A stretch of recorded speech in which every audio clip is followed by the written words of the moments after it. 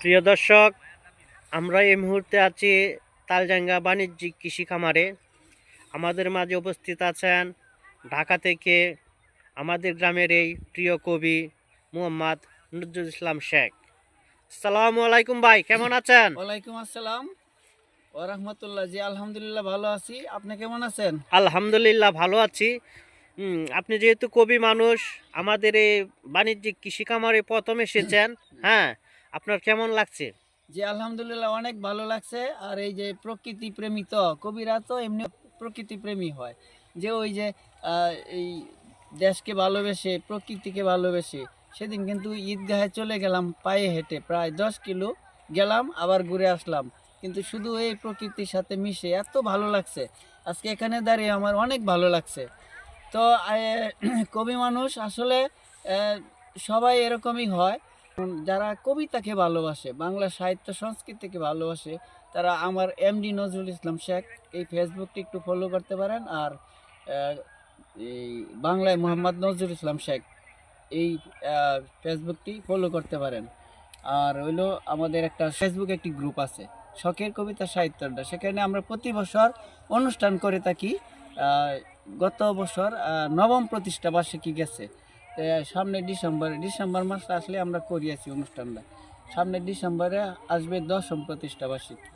তো যারা যারা এই বাংলা সুস্থ দ্বারা সংস্কৃতিকে ভালোবাসেন, যে অশ্লীলতাকে যারা ভালোবাসেন না, তারা জয়েন হবেন। সুস্থ দ্বারা বাংলা সংস্কৃতিকে যারা ভালোবাসেন, কবিতা প্রেমী, বাংলা সংস্কৃতি প্রেমী, সাহিত্য প্রেমী, তাদের আমন্ত্রণ রইল। আর আমার কবিতা শোনারও আমন্ত্রণ রইল। আর আজকে এই পরিবেশে এসে এই যে রহমতুল্লাহ ভাইয়ের সংস্পর্শে আজকে এখানে যার এই কৃষি খামার, যে জুবায়ের ভাই, তাকে ধন্যবাদ দেই। এত সুন্দর একটা পরিবেশে কথা বলতে পারছি, অনেক ভালো লাগতেছে। সেটা আমাদের কিশোরগঞ্জের গর্ব, যে জুবায়ের ভাই যিনি এত সুন্দর একটা কৃষি খামার করছে। কিশোরগঞ্জের মানুষের গর্ব, আর অনেক মানুষের স্বপ্ন সেখানে। এটা যে শুধু শুধু বিজনেস তা না, বলতে পারেন এটা প্রেম, এটা দেশপ্রেম। এখানে বিজনেস হতেও পারে, নাও হতে পারে। এখানে প্রচুর খরচ হয়। প্রাকৃতিক দুর্যোগ আমাদের দেশে অহরহ ঘটে থাকে, কোন সময় কি ঘটে বলা যায় না। তবু যিনি এই বুকে সাহস নিয়ে এই বিজনেসটা করতেছে, ওনাকে অবশ্যই স্যালুট জানাই। তো আপনি তো অন্য অন্য পেশা বাদ দিয়ে আপনি কবি পেশা কেন বেছে নিলেন, বা কবিতা এত পছন্দ, এত প্রিয় কেন, এই জি, সম্বন্ধে একটু আমি বলেন। অত্যন্ত সুন্দর একটা কবি প্রশ্ন করছেন। আসলে আমি এই যেবেলা ছোটকাল থেকে স্কুলে পড়ি, তখন থেকে আমার মাথায় ছন্দে ছন্দে কথা বলতাম, আমার এই কবিতাটা আসতো।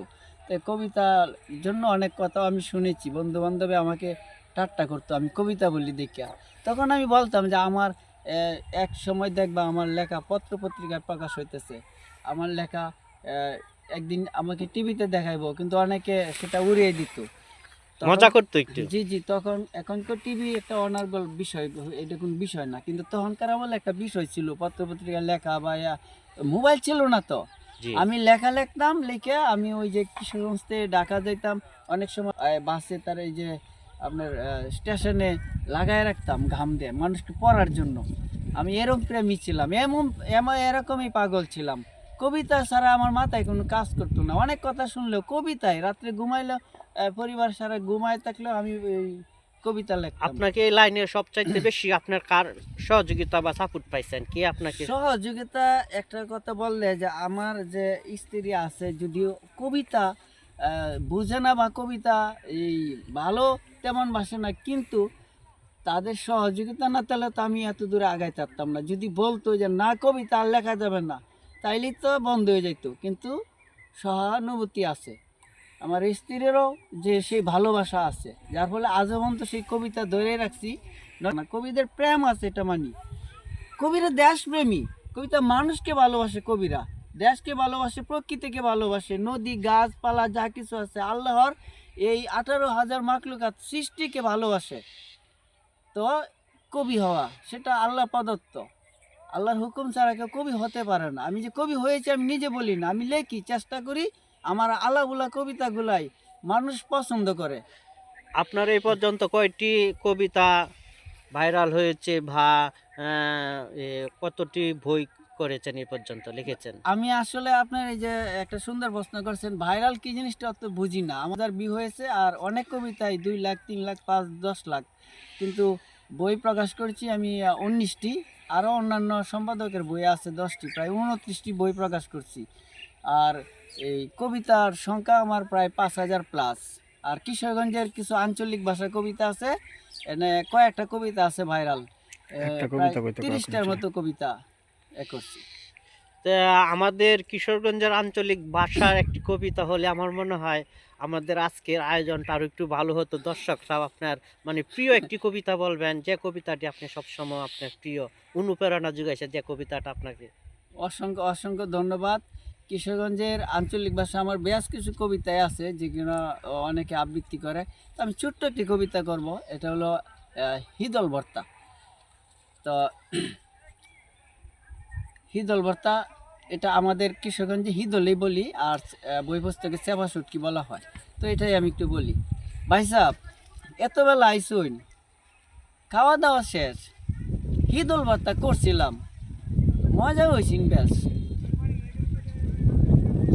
দুইলা ভাত কাল হাইন, আছে ফাটের শাক,